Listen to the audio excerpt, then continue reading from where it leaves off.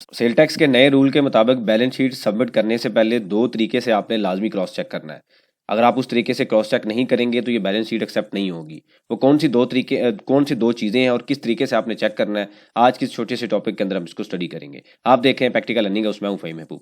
वापस आते हैं टॉपिक के ऊपर। तो बैलेंस शीट के हवाले से हम डिफरेंट लेक्चर देख चुके हैं। इससे पहले कोई 3-4 दिन पहले एक मैंने लेक्चर अपलोड किया था, इसको देख लीजिए। इसके अंदर मैंने एक्सप्लेन किया हुआ है कि बैलेंस शीट को किस तरीके से बनाना है, और मैंने ये भी बताया था कि अगर आपको फॉर्मेट चाहिए तो आप वो भी डिस्कस कर सकते हैं। तो ये बैलेंस शीट का बेसिकली ये फॉर्मेट था, प्रॉफिट एंड लॉस था, बड़ी डिटेल में हमने स्टडी किया। उसके बाद यहाँ पे बैलेंस शीट थी, हमने फिर देखा कि स्टॉक, डिपॉजिट, ये सारी चीज़ें किस तरीके से मैनेज करनी है। अब हम एक एग्जांपल लेते हैं कि दो चीज़ें जो मैंने बताई हैं वो कौन सी हैं। तो बैलेंस शीट में बेसिकली याद रखें कि बैलेंस शीट का जो पर्पस था ना, जो उनका जो नए रूल का बनाने का, वो ये था कि जो फेक इनवाइसेस का बिजनेस हो रहा है उसको कंट्रोल किया जाए। होता क्या था कि जैसे पहले भी मैंने काफ़ी बार लेक्चर्स में बताया है कि ABCD के नाम पे कंपनी रजिस्टर्ड कर ली जाती है और कोई लिमिट नहीं होती। इनपुट सेल किया जाता है, जितनी मर्जी सेल रिपोर्ट कर लें, और जब तक कि वो इनपुट सेल हो जाता है, जब तक FBR के पास इंफॉर्मेशन जाती है, तब तक वो कंपनी या जो जो भी काम कर रहा है वो मिलता नहीं है। क्योंकि ये जो ABCD लोग हैं, ये ऑलरेडी या तो डिफरेंट तरह के जो जूनियर लोग होते हैं, ऑफिस बॉय या इस तरह के लोग होते हैं, जिनके ऊपर FBR जब स्टडी भी करता है, जब उन तक पहुंचता भी है तो कुछ रिजल्ट नहीं निकलता, क्योंकि इसके पीछे लोग कोई और होते हैं जो उसको मैनेज कर रहे होते हैं। तो इन सारी चीज़ों को कंट्रोल करने के लिए FBR ने नया जो रूल था वो SRO 350 इशू कर दिया, जिसके अंदर उन्होंने बड़ी डिटेल में चीज़ें बताई हुई हैं। मैंने ऑलरेडी इसके ऊपर काफ़ी लेक्चर बनाए हैं। अगर आप देखेंगे तो हम स्टेप बाय स्टेप जितनी भी चीज़ें थे सारे यहाँ पे स्टडी कर चुके हैं, आप उसको देख लीजिएगा। मैंने बड़ी डिटेल में चीज़ें एक्सप्लेन की हुई हैं। एनीवेज, हम अभी उस चीज़ पे नहीं जा रहे। अब हम जो हमारा टॉपिक है उसके ऊपर हम आ रहे हैं कि कौन सी दो चीज़ें हैं जो आपने किस तरीके से चेक करनी है। इसको एक एग्जाम्पल के थ्रू हम स्टडी करते हैं कि बैलेंस शीट के पोर्शन में जो एक सबसे इंपॉर्टेंट चीज़ है जो मैं अभी हाईलाइट करता हूँ, जो थर्ड पार्टी है, और आपने लाजमी उसको वेरीफाई करवाना है, लाजमी सही तरीके से क्रॉस चेक करके लिखना है। एक इसमें स्टॉक है, दूसरा इसमें आता है जो बैंक बैलेंस है, यानी कि ये भी क्लोजिंग बैलेंस आता है, थर्ड पार्टी है, और तीसरा आता है इसमें इन्वेस्टमेंट। तो ये तीन चीज़ें हैं। अगर आप, क्योंकि इसके अलावा बाकी जितनी भी चीज़ें आपके इंटरनल चीज़ें हैं, कोई इन्फॉर्मेशन रिक्वायर्ड की जाएगी तो आप दे सकते हैं। अगर ये चीज़ें उनके पास, चूंकि इनका डाटा ऑलरेडी अवेलेबल होता है, तो अगर आप सही तरीके से रिपोर्ट नहीं करेंगे तो ये क्वेश्चन आएगा कैसे अवेलेबल होगा, कैसे रिपोर्ट करना है। एक एग्जाम्पल के थ्रू हम इसको स्टडी करते हैं। फॉर एग्जाम्पल, यहाँ पे आपने अपनी वेल्थ स्टेटमेंट फाइल की हुई है, और वेल्थ स्टेटमेंट में हम क्या लिखते हैं, एसेट्स में आपकी सारी डिटेल आती है, और यहाँ पे कहीं हमने लिखा होता है बिजनेस कैपिटल, मतलब जो आपने अपने बिजनेस के अंदर कोई चीज़ इन्वेस्ट की हुई है।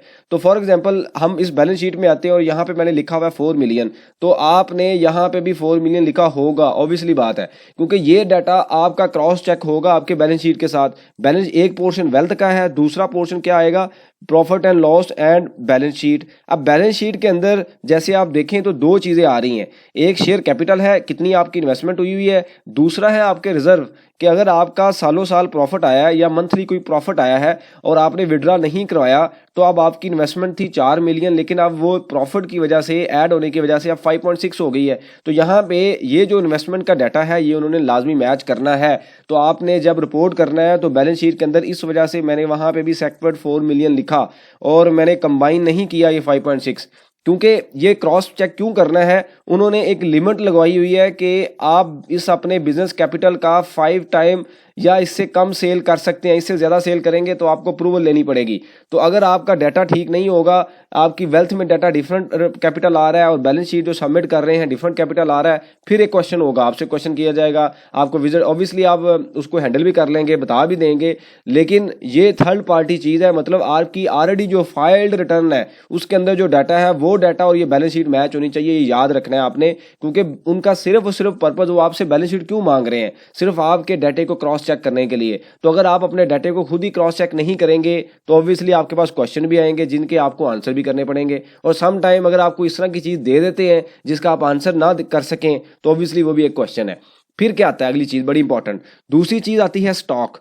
अब स्टॉक में मैंने हमेशा नेक्स्ट एफ के ऊपर बेशुमार लेक्चर बनाए और मैंने इसके ऊपर काफ़ी एम्फेसाइज किया कि आप नेक्स्ट जो एफ है, सॉरी, वो लाजमी फाइल किया करें स्टॉक वाला। तो अगर आपने नेक्स्ट एफ फाइल किया हुआ है, उसमें क्लोजिंग स्टॉक की वैल्यू आ रही है आपके पास, तो वो स्टॉक और ये जो स्टॉक है ये दोनों मैच होना चाहिए। अगर 950 यहाँ पे आ रहा है तो यहाँ पे भी 950 आना चाहिए। अगर किसी वजह से आपने फाइल नहीं किया, फॉर एग्जांपल आपने अभी तक फाइल नहीं किया या आप फाइल करते ही नहीं है, तो जो आपके पास इनपुट कैरी फॉरवर्ड आ रहा है उसको जब रिवर्स कैलकुलेट करें तो वो इतना निकलना चाहिए। फॉर एग्जांपल हम ये कहते हैं कि ये जो फिगर है ना, इसके ऊपर आप 18% लें तो ये फिगर बनता है 1,71,000। तो आपके पास इनपुट 1,71,000 रुपये होना चाहिए, या अगर इससे कम है तो वो हम कह सकते हैं कि जी आपने अनरजिस्टर्ड से परचेज की है जिसका इनपुट यहाँ पे नहीं आता लेकिन स्टॉक में वैल्यू अवेलेबल है।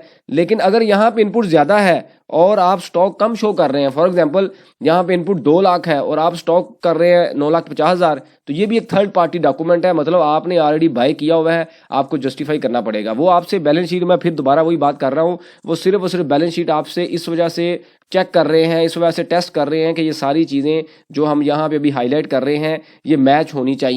अब पॉइंट आता है बैंक स्टेटमेंट का।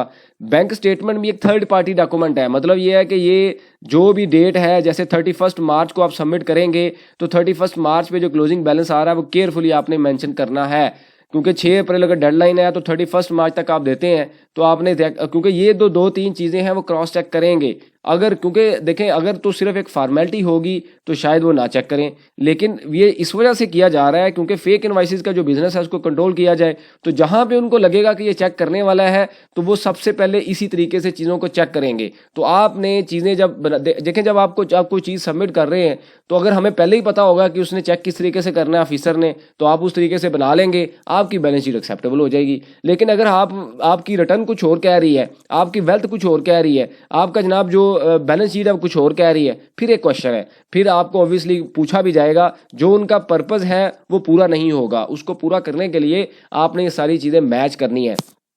अब हम आते हैं अगली चीज़ के ऊपर, वो क्या है कि अगर ये फिक्स एसेट है, इसके बारे में नहीं पूछा जाएगा। हाँ, बहुत ज़्यादा वैल्यू होगी, पूछा जाएगा कि भाई आपकी इन्वेस्टमेंट है 4 मिलियन और आपके फिक्स एसेट आ रहे हैं फॉर एग्जांपल 8 मिलियन के, तो बाकी एक क्वेश्चन आ सकता है ये वाला।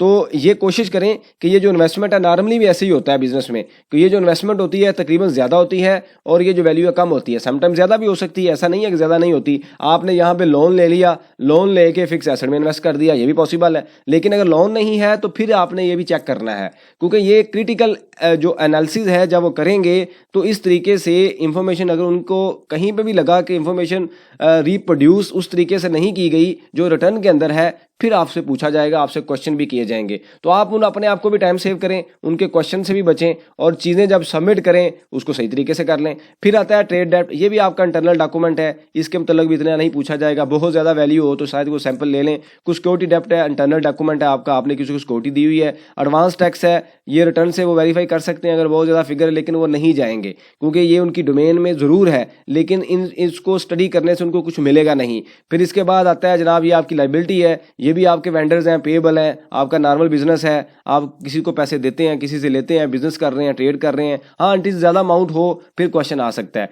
वो जैसे मैंने पहले बताया, तो वो परसेंटेज निकालेंगे कि ये जो फिगर है ये कितने परसेंट ऑफ लाइबिलिटी है, ये फिगर कितने परसेंट ऑफ लाइबिलिटी है। जहाँ पे उनको परसेंटेज ज़्यादा लगेगी ऑब्वियसली उससे आपसे क्वेश्चन कर सकते हैं। लेकिन ये एक लंबा प्रोसेस है, हर किसी को हो सकता है क्वेश्चन ना आए। लेकिन बात ये है कि अगर फॉर एग्जांपल किसी भी वजह से आज आप सबमिट कर देते हैं और किसी भी वजह से फ्यूचर में आपकी बैलेंस शीट को वैल्यूट किया जाए, तो आप पता चले कि आपका बैलेंस शीट उस डेट पे वेल्थ पे या टैक्स रिटर्न के, सेल टैक्स रिटर्न के साथ मैच ही नहीं हो रहा, तो किसी भी टाइम पे जब वो चेक करें तो उनके पास एश्योरेंस होनी चाहिए कि आपका सेल टैक्स रिटर्न और वेल्थ मैच है। तो अगर मैं कंक्लूड करूं तो हमने ये स्टडी किया है कि बैलेंस शीट को आपने वर्सेस, यानी कि बैलेंस शीट वर्सेस क्या चीज़ है कि आपकी वेल्थ स्टेटमेंट में जो डाटा आ रहा है वो वाला, और आपकी सेल टैक्स रिटर्न में जो डाटा आ रहा है वो वाला, और बैंक में जो डाटा आ रहा है वो वाला, कि ये बैलेंस शीट का जो मुकाबला है वो आपने इनके साथ करवाना है कि जो डाटा वहाँ पे आ रहा है वो मैच होना चाहिए। अगर किसी वजह से डिफरेंस आ रहा है तो आपको पता होना चाहिए क्यों डिफरेंस आ रहा है। बड़ा सिंपल सा प्रोसेस है, थोड़ा सा स्टडी कीजिए, आप खुद कर सकते हैं।